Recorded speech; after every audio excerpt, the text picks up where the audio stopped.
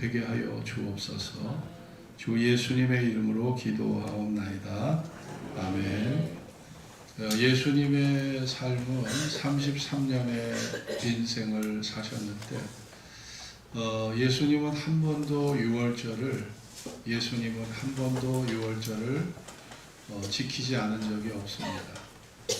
어린 시절에 누가복음 2장에 보면 어린 시절부터 예수님의 부모님이 예수님을 데리고 다니시면서 예루살렘에 올라가서 유월절 행사를 지키셨습니다. 매년 여기에 보면 해마다 유월절을 지켰다. 그러니까 예수님이 33년의 인생을 살으셨다고 한다면 예수님은요 유월절을 33번을 경험하셨고 복음서에만 예수님의 유월절 행사가 복음서에만 4번이 나와요. 4번. 누가복음 2장에는 12살 나이에 예수님이 예루살렘에 부모와 같이 올라가셔서 유월절 행사를 치르신 걸 보죠. 어떻게 보면 유월절은 예수님의 날입니다. 예수님을 상징하는 날입니다. 왜냐하면 예수님은 유월절 어린 양이 되시는 분이시기 때문에 그래서 세례 요한이 세례를 베푸신 다음에 이튿날에 예수님의 나오심을 보고 보라, 따라해 봅시다. 보라, 세상 죄를 지고 가는 하나님의 어린 양이로다. 자, 예수님을 세례 요한은 세상 죄를 지고 가는 하나님의 어린 양이라고 이렇게 예수님의 정체성, 예수님의 참 모습을 그렇게 규정을 지었습니다. 여러분, 예수님이 우리에게 유월절 어린 양이 되신다. 여러분, 유월절이라는 것은 큰 환난, 큰 심판을 말합니다. 애국 백성들에게 내리신 어마어마한 환난이 장자를 죽이는 그런 바로 유월절이었습니다. 자연의 재해가 여러분 지진도 무섭죠. 또 산불도 무섭죠. 쓰나미도 무섭죠. 토네이도, 태풍 무섭습니다. 자연의 재해라는 것은 우리가 참 감당하기가 참 어려워요. 어렵고 한번 자연의 재해가 들이닥치면 우리가 두려움에 휩싸입니다. 그런데 이 유월절 때 대재앙 때 10번째 재앙 장자를 멸하는 재앙에는 수십만 명이 죽었어요. 수십만 명이 죽었습니다. 애굽의 모든 장자가 다 죽었습니다. 그리고 소와 나귀와 모든 육축들, 돼지도 있고요. 또 닭도 있고 양과 염소도 있잖아요. 첫 새끼 다 죽었습니다. 다 죽었어요. 하나님께서 이 장자를 멸하는 재앙이라는 것은 이것은 마지막 날 심판의 축소판이에요. 유월절이 심판의 축소판입니다. 심판 때 이러한 일들이 벌어지게 될 것입니다. 하나님을 믿지 않고 대적하는 바로와 같은 자들. 바로는 어떻게 보면 권력을 상징하는 인물이죠. 파라오. 이 파라오가 바로로 번역이 됐는데 여러분 그 당시 이집트의 문명은요 세계에 정말 두각을 나타내는 아주 문명의 꽃이었어요. 이집트의 문명은 대단히 화려합니다. 대단히 화려하고 제가 영국의 박물관을 방문했을 때 이 이집트의 그 유물들을 보고 정말 얼마나 놀랐는지 몰라요. 규모나 그리고 그 예술성이나 이런 대형 박물관에 갔을 때 이집트의 유물들이요 대형 박물관을 꽃피우고 있더라고요. 루브르도 마찬가지예요. 루브르도 이집트 유물들이 꽉 차 있습니다. 그 안에. 그러니까 이집트 사람들이 남긴 유물이라는 것은 세계 문화의 정상을 차지할 만큼의 그런 우수하고 위대한 문화를 자랑했거든요. 그런데 그 바로왕 파라오는 어떻게 보면 하나님을 대적하는 그런 하나님의 대적자의 역할을 했던 거예요. 10번이나 재앙을 하나님이 내리심에도 불구하고 그 10번의 재앙에 9번까지 굴하지 않았어요. 그러니까 하나님이 마지막 수단으로 장자를 멸하는 재앙을 내리신 겁니다. 그러니까 바로의 입장을 보면 이 당시 장정만 이스라엘 장자 60만입니다.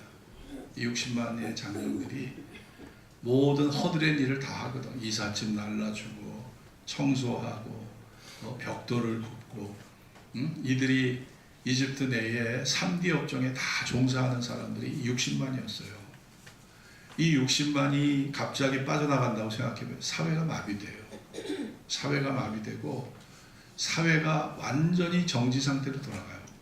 그러면 정치를 하는 파라오 입장에서 그거 허락할 수 있겠습니까? 허락 못하는 거예요. 이 사람들 60만이 빠져나가면 그러면은 이집트 자체가 마비가 되는 상황이에요. 그러니까 안 돼. 끝까지 안 돼. 끝까지 안 돼. 너희의 하나님이 어떤 하나님인지 몰라도 끝까지 안 된다는 거예요. 그러니까 하나님과 대결을 벌린 거죠. 사실은 모세와 대결을 벌린 게 아니라 모세 배후에 있는 하나님과 파라오가 대결을 벌린 건데 파라오도 대단하죠. 9번째까지 결코 굴복을 하지 않았어. 그런데 10번째 재앙에는 굴복을 하지 않을 수가 없어. 장자를 멸하는 재앙, 장자가 죽어요. 그럼 장자를 멸하는 죽음이 그 다음에 뭐겠습니까? 그 다음에 죽음은 자신의 죽음이야. 그러니까 이게 파라오가 거기에서 굴복을 안 할 수가 없었어요. 장자의 목숨은 내 목숨과 동일합니다. 여러분의 자식은 내 생명과 동일하잖아요. 자식의 죽음은 내 죽음이거든요. 사실 알고 보면. 그러니까 굴복하고 이스라엘 사람들에게 자유를 선포해요. 해방을 줘서 너희가 원하는 대로 가라는 거죠. 그러면서 이스라엘 사람들이 340년 동안 애굽에서 340년 동안 종살이를 했습니다. 그런 이스라엘 사람들을 결국은 그들에게 자유를 준 거죠. 여러분, 오늘 하나님이 6월절 때 죽음의 천사를 통해서 애굽의 모든 집안의 장자를 다 죽게 했습니다. 장자를 다 죽게 했고 바로 왕의 장자가 죽었어요. 대권을 이어갈 아들이 죽어버린 거예요. 옥에 갇힌 죄수들의 장자도 죽었습니다. 여종의 장자도 죽었어요. 생축의 모든 첫 새끼가 다 죽어버렸습니다. 이건 전무후무한 일이었죠.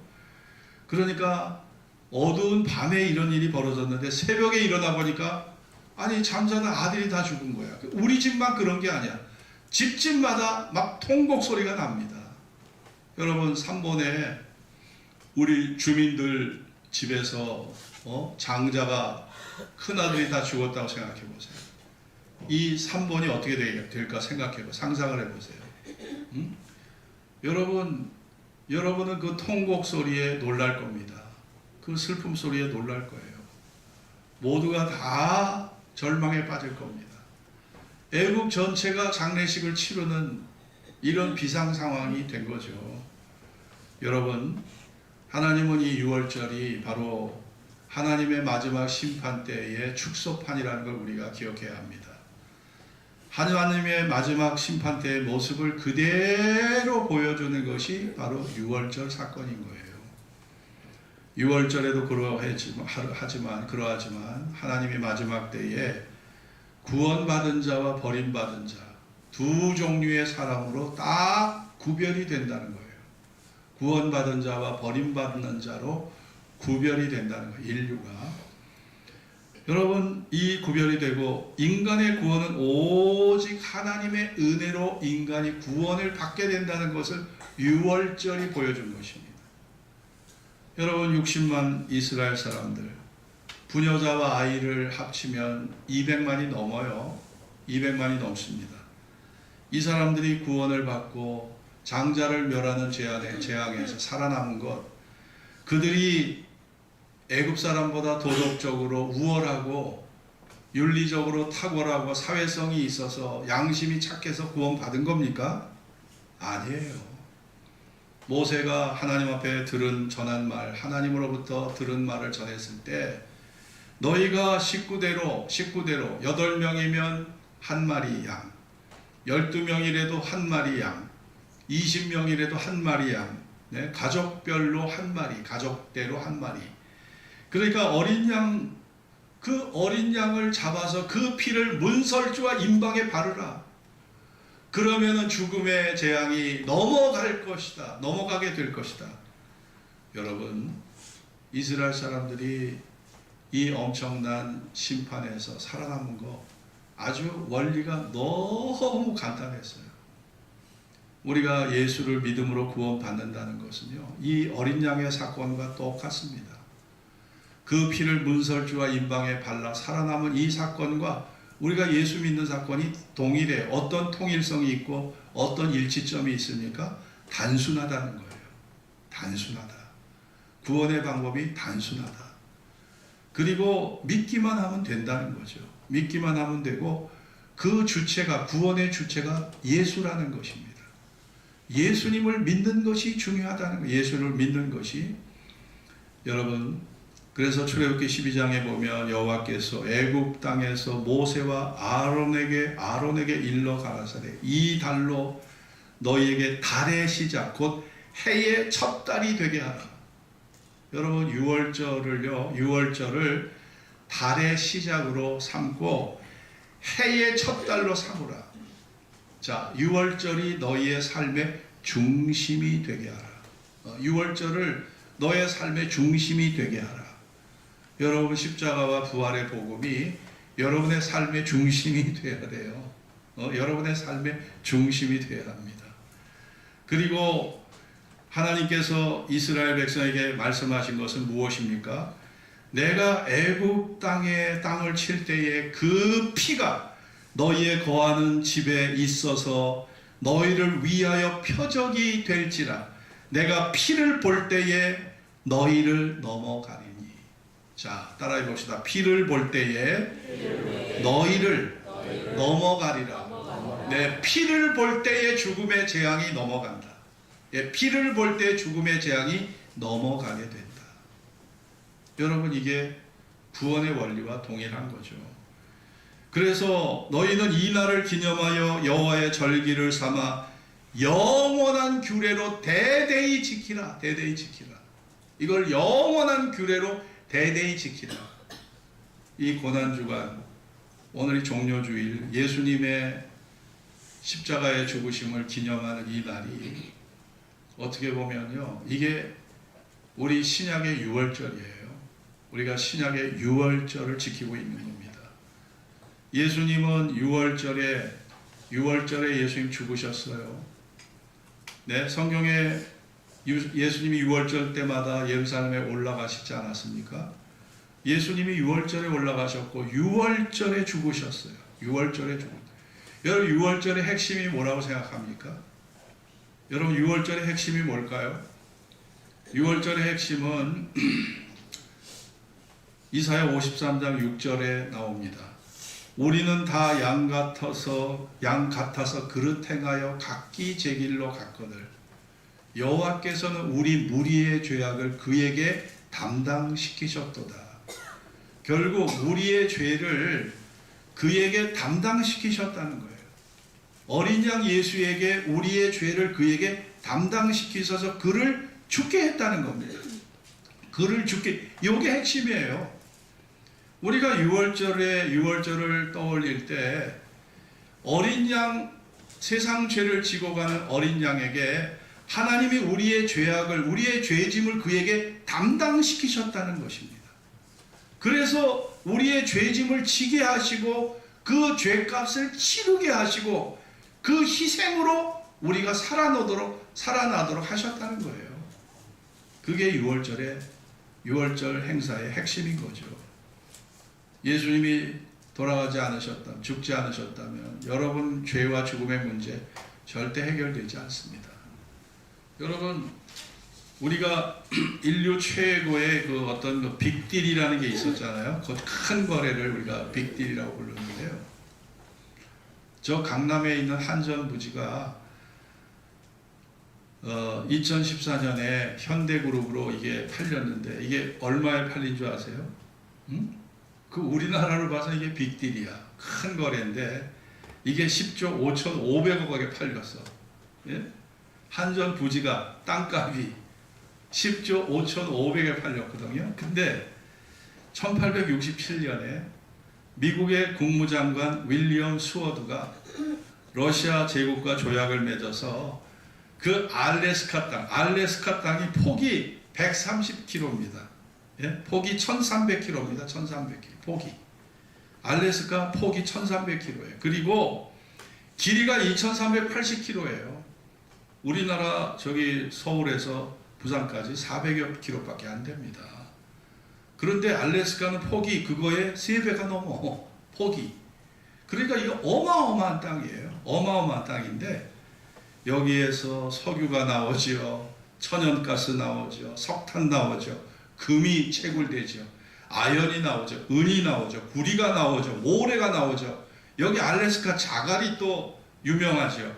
거기에 그 주변에 어업이 여기에서 랍스타가 여기서 나와요. 어업이 연어가 나오죠. 어업이 풍성하죠. 임업자원이 또 얼마나 풍성해요.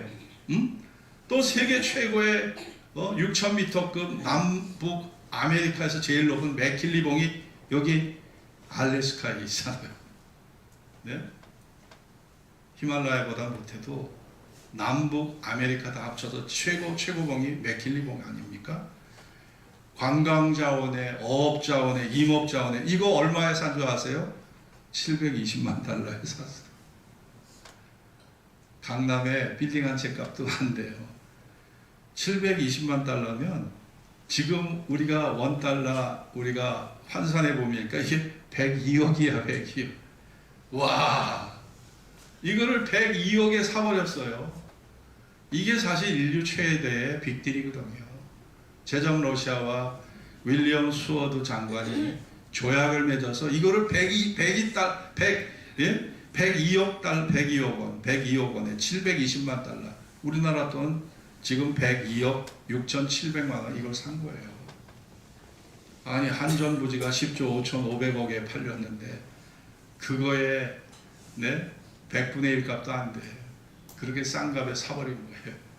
이게 최고의 빅딜이라고 볼 수 있죠. 근데 하나님이 보실 때 아니 목사님 왜 하나님의 거룩한 일을 거룩한 주님의 구속의 사역을 어떻게 딜이라고 표현합니까? 그건 너무 속된 표현이 아닙니까? 아닙니다. 성경이 하나님이 이 우리가 구속이라는 말이 이게 대사다예요. 이게 거래입니다. 거래. 하나님이 핏값을 그 아들의 핏값을 주고 그 아들의 희생을 줘서 나를 되사다. 그 어원 자체가 되사는 거예요. 노예로 팔리고 몸종으로 팔렸던 포로로 잡혔던 사람을 물건값을 생명의 값을 지불하고 사오는 것 이게 거래입니다. 성경의 어원 자체가 거래로 돼 있어요.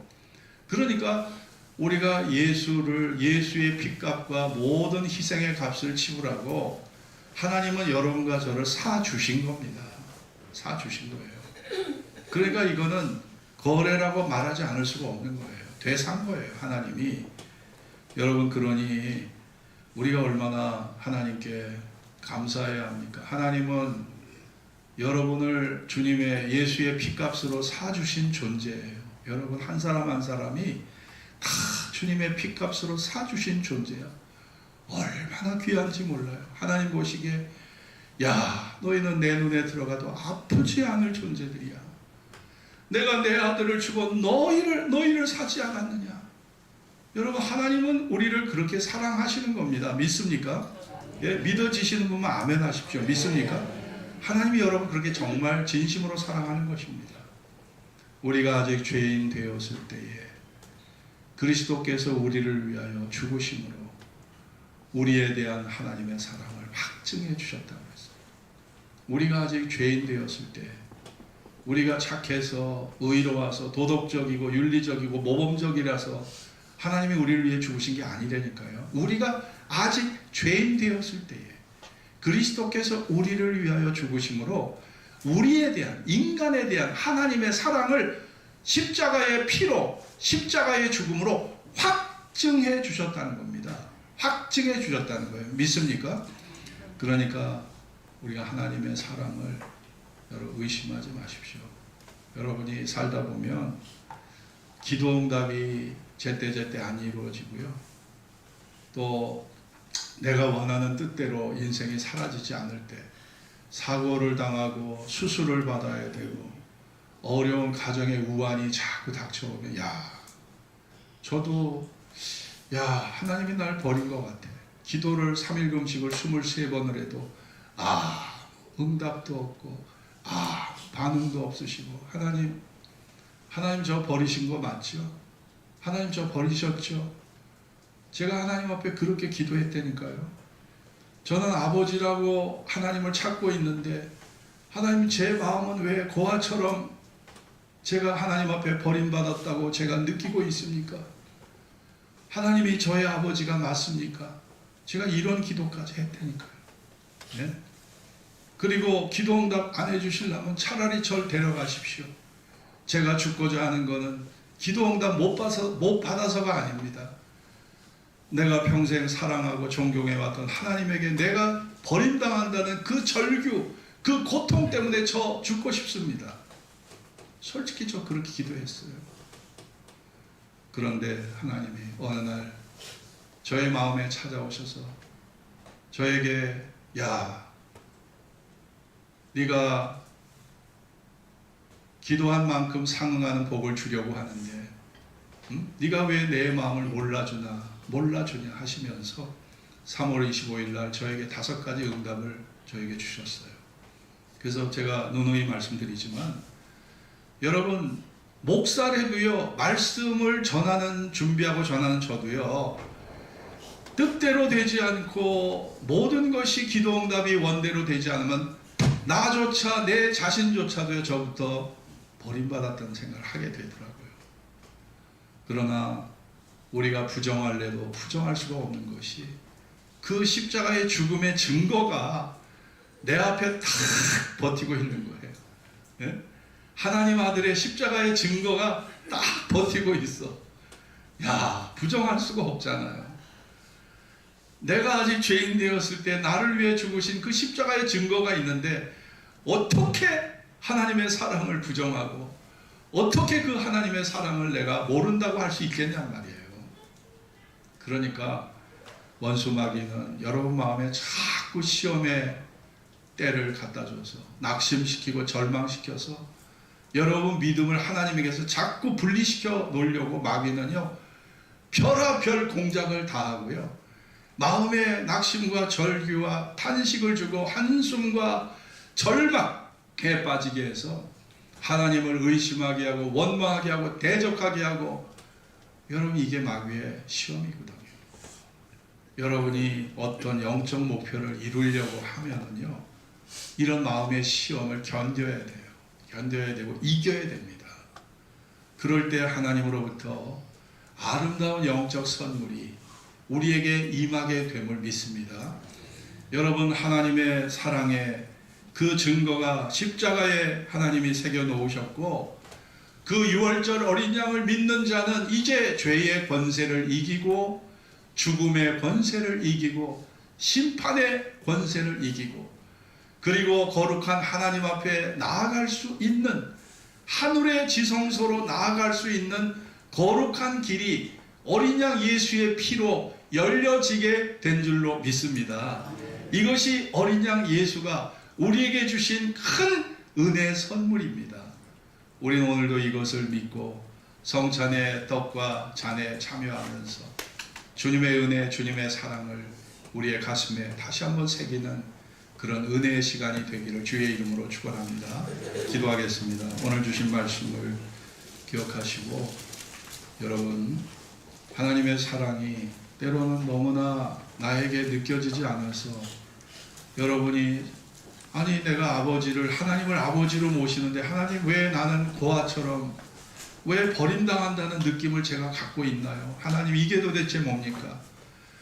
하나님의 섬세하고 자상하고 아름다운 사랑을 우리는 기대하는데 내 기대감에 하나님의 사랑이 미치지 못할 때 우리 마음에 낙심과 절망이 찾아와서 마음에 시험이 드는 것이에요.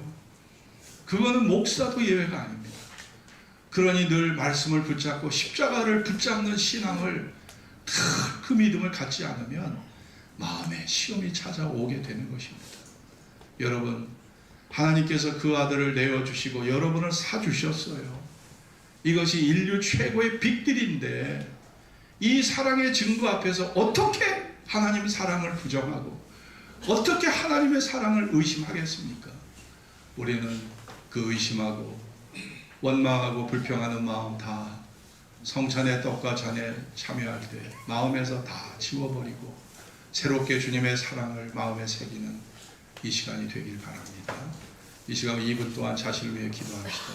성찬의 떡과 잔에 참여할 때 우리 마음에 주님의 사랑을 다시 확신할 수 있도록 기도합시다.